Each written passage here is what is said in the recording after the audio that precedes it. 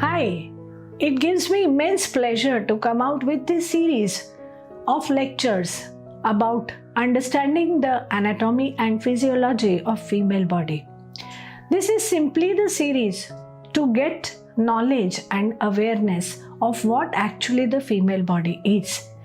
We all understand that female body is extremely precious, and imagine how wonderful it is.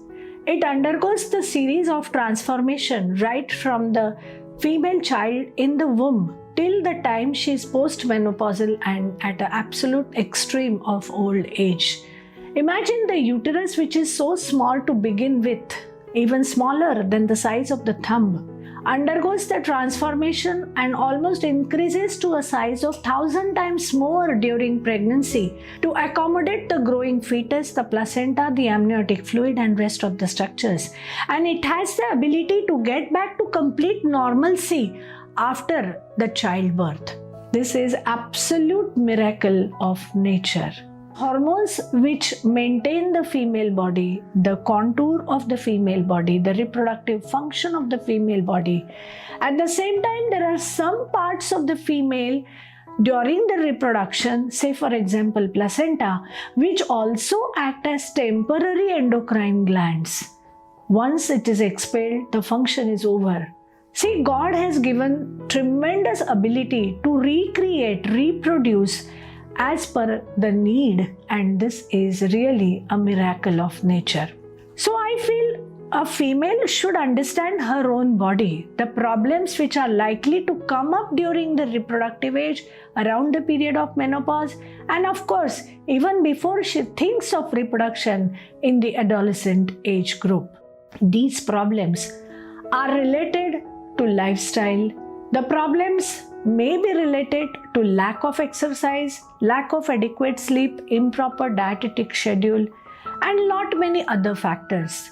So it is also imperative for the male stream to come into understanding the female body equally well. Let us understand which problems occur more commonly in the female body as we are in a part of this fast life. We all understand the incidence of fibromyomas is increasing day by day. This is also because of the fact that obesity is rampant in the adolescent age group. The reasons for obesity may be different. It may be related to sedentary lifestyle, lack of exercise, at the same time disturbance of the hormones, especially the stress-related substances, and the eating habits, which it's sort of a malnutrition rather than malnutrition, which is taking a toll on the health.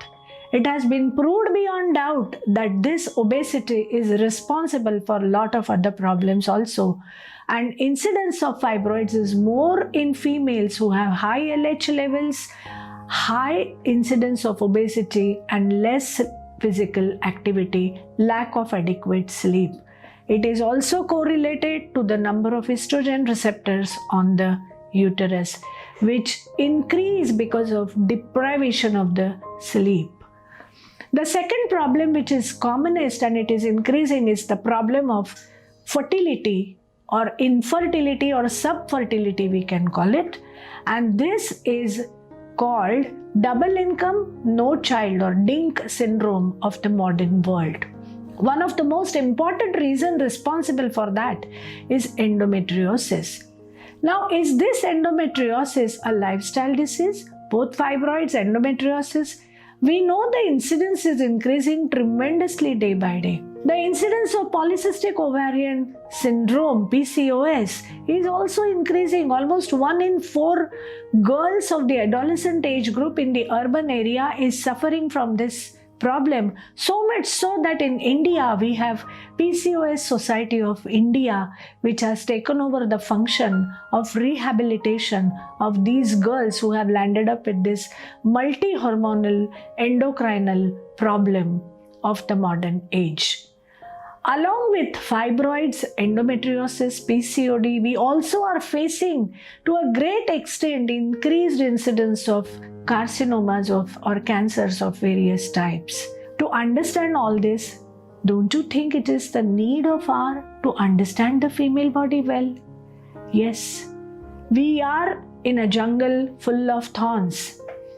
Rather than removing the thorns one by one, don't you think it is logical to wear a pair of good shoes which will protect us well?